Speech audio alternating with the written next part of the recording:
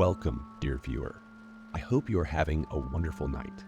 Tonight, I'll be telling some terrifyingly scary stories. I hope you are warm and ready. Let's begin.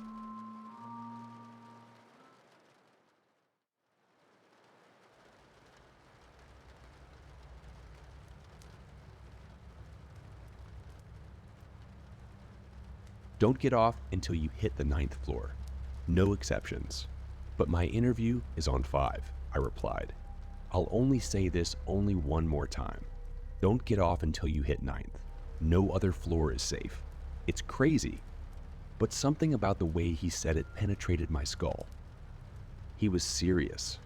And he looked nervous, like he had to fight every instinct in his body to say that to me. The doors closed, while I thought to myself, who the fuck says anything like that? As I went to hit the button for the 5th floor, some anxiety came over me. I shook it off and pressed it. The guy was probably just off his rockers. The elevator went up. I scanned my surroundings. A TV bolted to the top corner of the elevator, playing the Weather Channel, a mirror for the back, wall of the elevator, and some cozy lounge-style music playing. Pretty standard stuff. Now arriving at the 5th floor. Weird. Not sure if I'd ever been in an elevator that announced each floor it was arriving at. I was sure that if I worked in this building, this would get pretty old quickly. Ding. The doors opened on 5. In front of me was a reception area with a woman seated at the front desk. She stood up from her seat. Mr. Davis, you're early. The gentleman's warning from earlier played in my head. We'll be ready for your interview in a few moments. In the meantime, please feel free to take a seat. Thank you, I responded. If I'm, early, maybe I can come back in a few minutes. Nonsense. We'll see if we can speed things up. He's been very excited to meet you.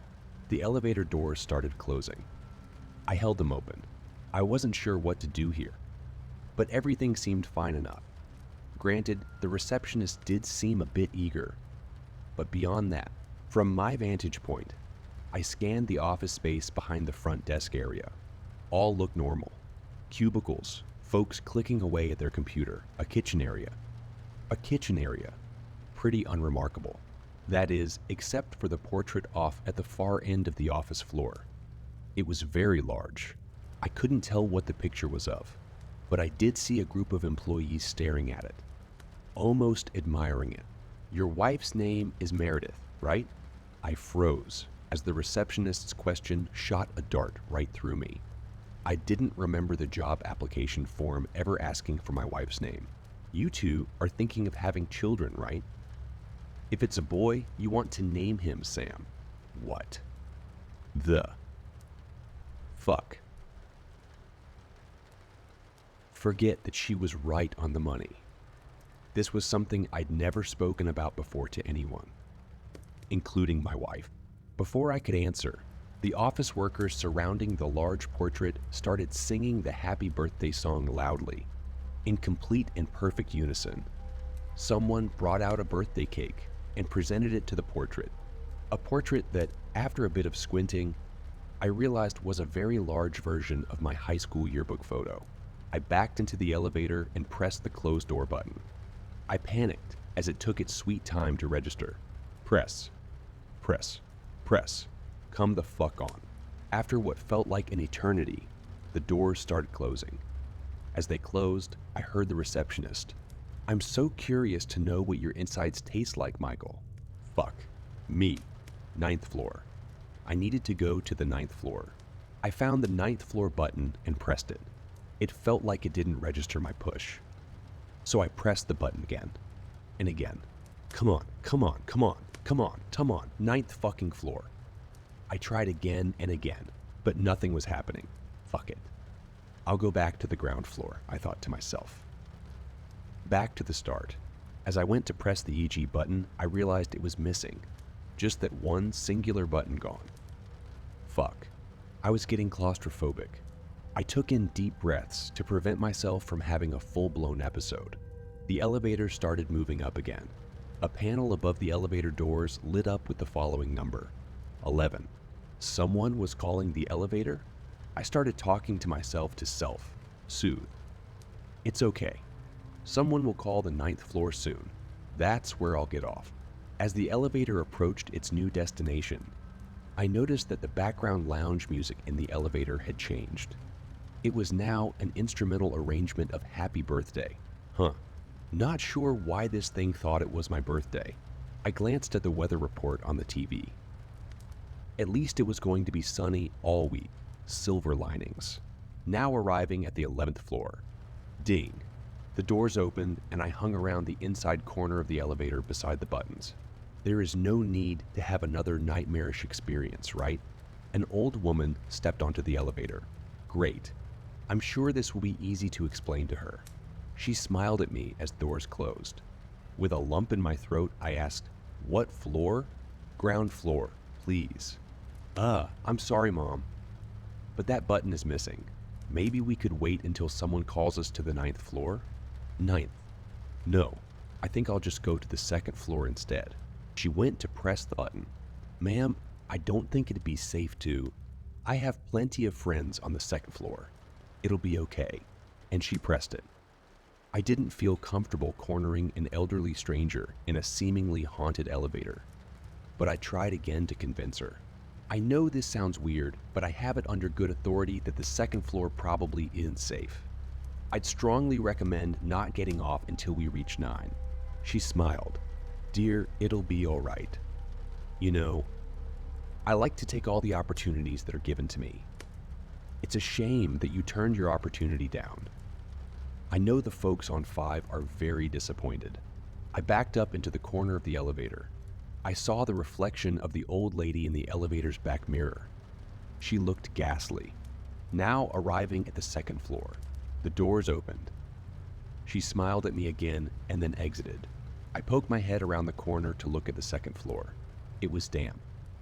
It looked old, more like a cave than an office. I heard a low rumble. A man dressed in a fancy suit approached the elevator doors and held them open before they could close. "You getting off here too, champ? I heard that 5 wanted you. I think we can give you a better offer." "I'm good." "You sure, bud? The salary is $800,000 every hour." "I'm good." "I'm kidding, bud. The salary is that we remove your eyes so you don't have to see him." The floor went pitch black.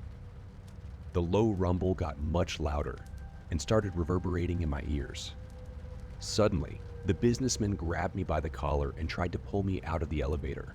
I clung to the ends of it. Fuck. I started kicking and headbutting him. I was able to make him let go of me momentarily as I desperately pressed on the closed doors button. Miraculously, the elevator responded much quicker this time, and they closed immediately. I tried the 9th floor button again. Didn't work. I pressed 8 instead.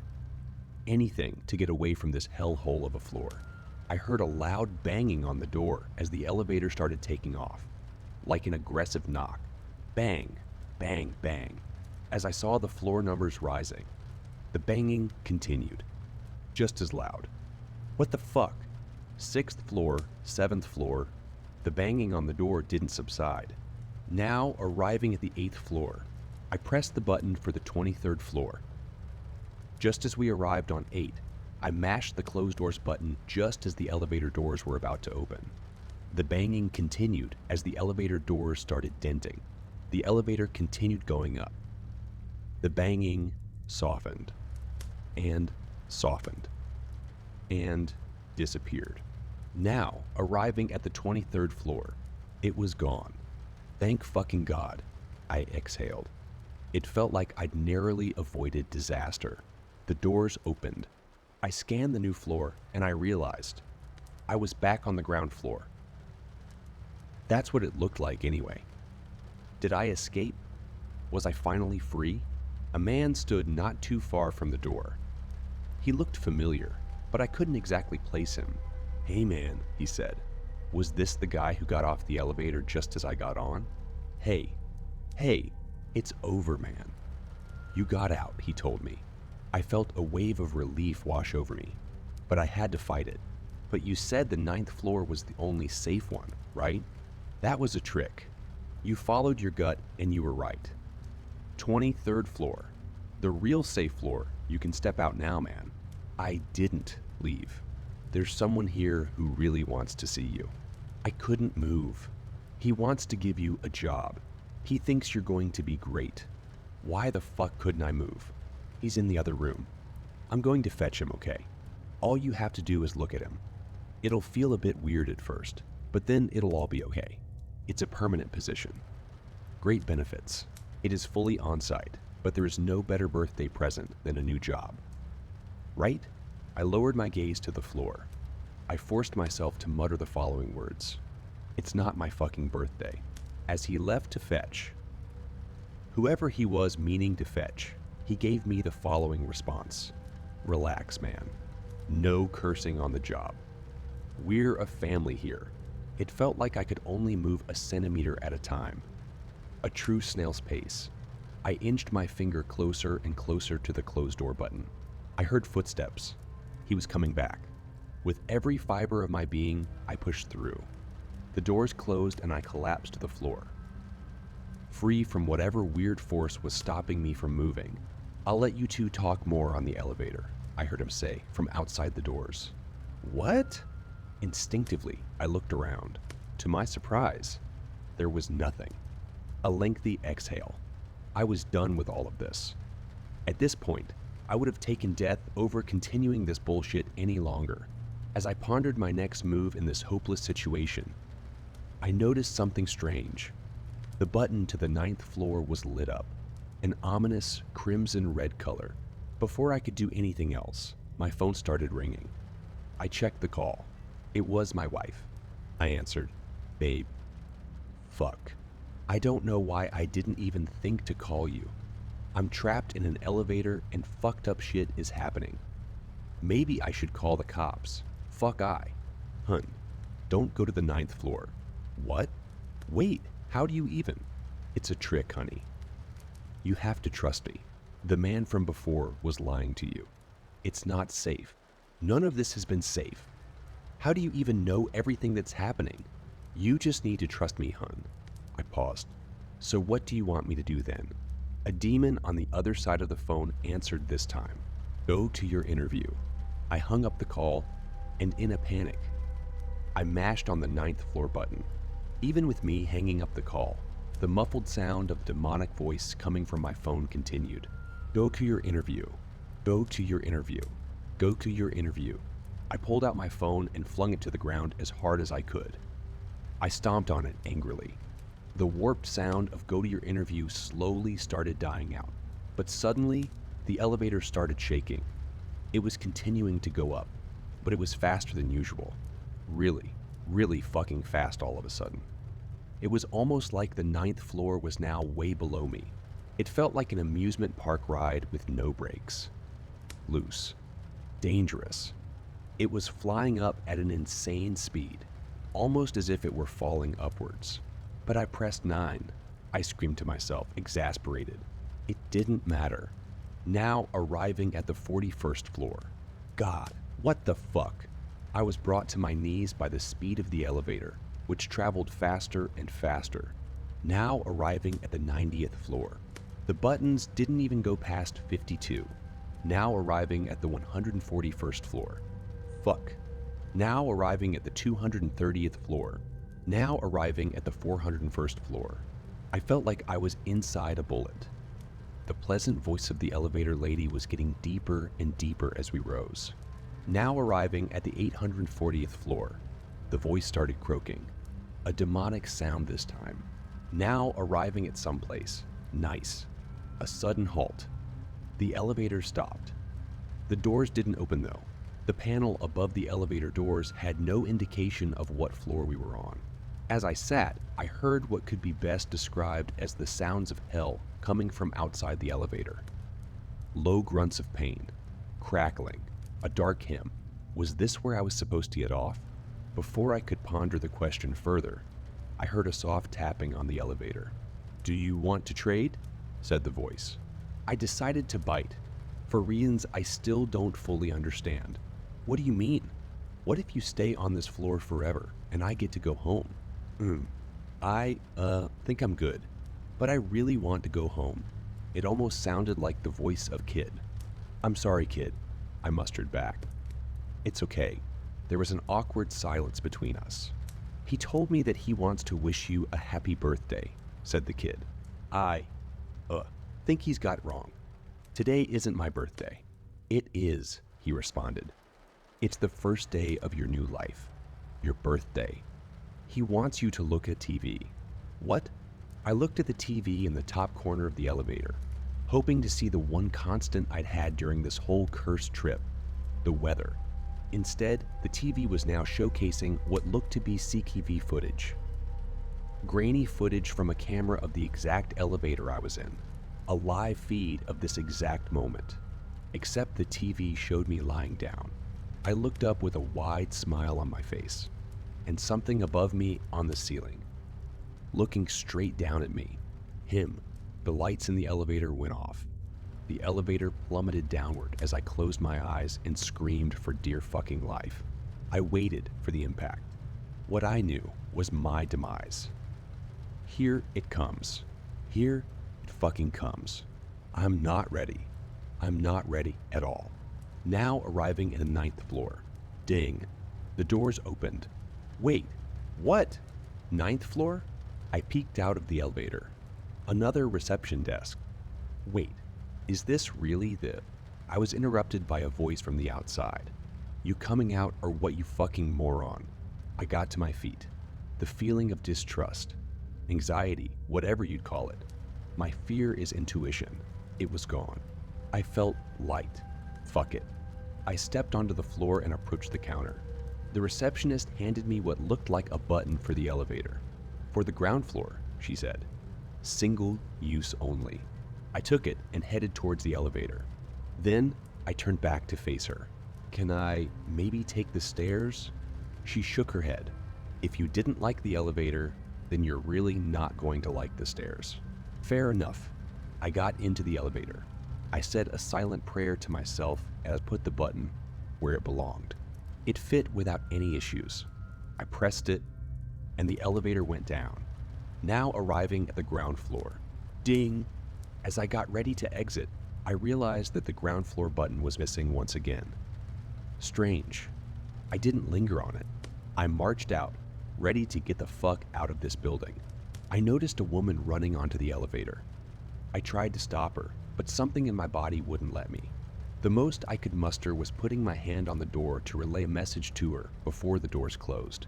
"Don't get off until you reach the 9th floor, no matter what." The woman just smiled at me. "Happy birthday, Michael."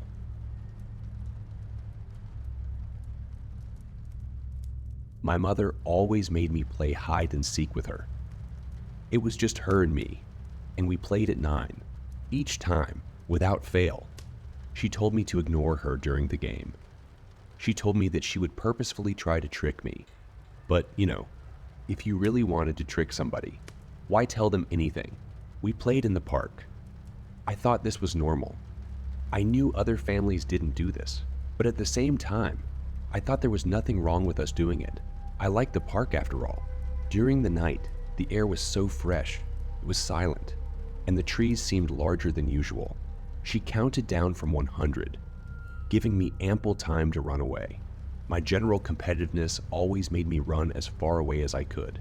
I'd find some space behind many trees, and I'd lie down. The park was large, but somehow my mother would always manage to walk past me at least 3 times in those 20 minutes. I'd always hear her speaking as she walked past me. "Come out, Clara. Clara, please come out. I'm sick of this stupid game, Clara. It's cold, and I just want to go home." I ignored her. When we first started with the games, I'd been foolish enough to leave my hiding spot. My mother's face immediately turned into one of fury. She'd walk up and grab me tightly by the shoulder as she scolded me relentlessly. "I told you not to listen to me, didn't I?" She would drag me back to the car and ignore me until the next day when we played. I didn't know why she did it. After I'd stopped listening to her during the 20 minutes of game time, it would no longer trick me. I knew she was lying, and it simply seemed like a waste of breath and energy to keep calling out for me. She got angry when she found me. The park was a huge place, and if she hid somewhere, I would never find her. But somehow, my mother was excellent at tracking me down. It was like she sniffed me and hunted me down. Instead of getting angry at me, she got disappointed. She'd sigh loudly, and her eyes would tear up before she'd dejectedly walk to the car. That gave me the worst feeling ever, filling me with inadequacy. One time, she found me after only 2 minutes, and she broke down, sobbing. I didn't get it. I felt a huge urge to win. I needed it, so I started to get creative. I hid myself in the bushes. I'd change my clothing to be more green and black, and generally more inconspicuous. I got high up in trees, so it would be difficult to see me from the ground. I learned how to stay still. Really, really still. And when I won, my mother would give me a smile. It wasn't a smile of happiness or pleasure. It was more of a relieved smile, but I felt so proud when I saw it. We'd go home, and I'd have an easy time falling asleep. Then my father came. One day, when I came back from school, I saw him talking to my mother. He was almost never home. Actually, I'd seen him twice in my entire life, and my mother never really spoke about him. He was really just a stranger to me. I noticed the expression on my mother's face immediately. It was pale, white, shaking, and eyes wide. I couldn't hear what he was saying, so I got closer to them. Of course, their conversation stopped just as I did. Well, my father stopped speaking, and the expression on my mother stayed the same. He turned to me and smiled in a wolfish way. It made me recoil with disgust. He sneered. He fucking sneered. I thought it was normal. After all, that was how my classmates acted. Later that same day, when my father was off in the toilet, my mother got close to me and whispered, "Don't come out." Not even after 20 minutes. My father got really energetic right before bedtime. I thought we'd skip the whole hide and seek thing. My mom looked really sick, and looking at the clock, she said, "Let's take a trip to the park." I immediately noticed that she didn't mention hiding and seeking. "Why?" my father asked. "Why not? Get some fresh air maybe." "Fine," he said. "I like them active anyway." What the hell did he mean by that? Mom told me to change with a certain look, and I caught what she meant immediately. Put on hiding clothes. After doing it, we got into the car and drove to the park. My mother was silent the entire way, but my father hummed. We walked together in the park for a while, my dad mumbling about work.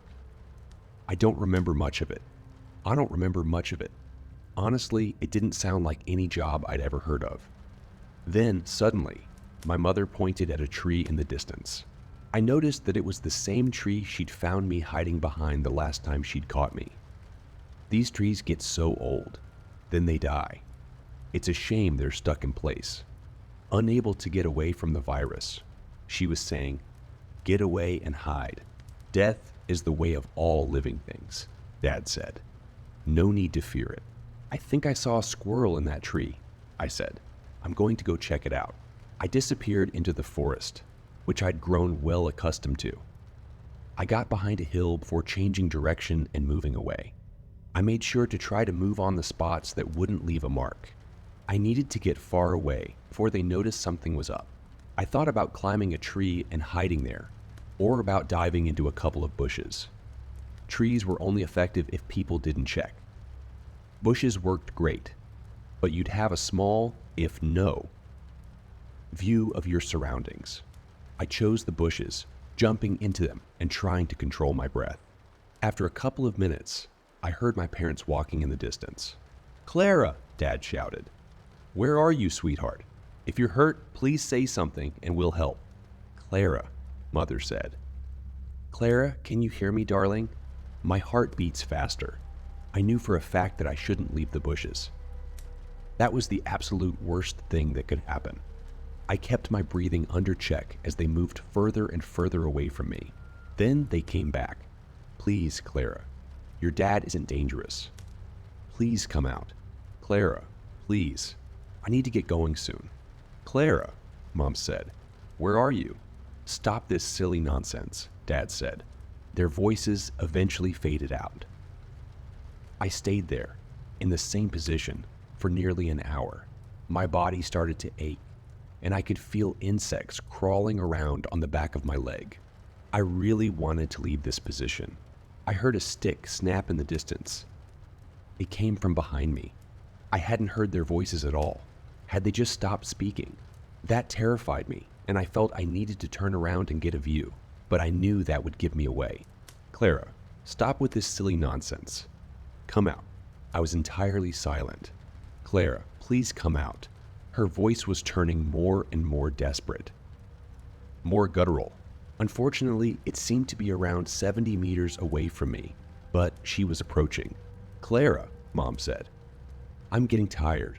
I just want to go home, eat and sleep. I stayed silent as the voice grew louder. I know you're in the area. It's only a moment before I find you. I will skin you. I'll start with your forearms, peeling off your skin with a dull knife, just like peeling back cheese. I wager there'll be lots of blood coming out and screaming. I won't be able to focus, but that's all right.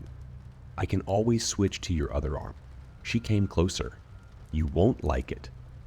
I certainly wouldn't, but I'm not as stupid and fucking disgusting as you are, Clara. No.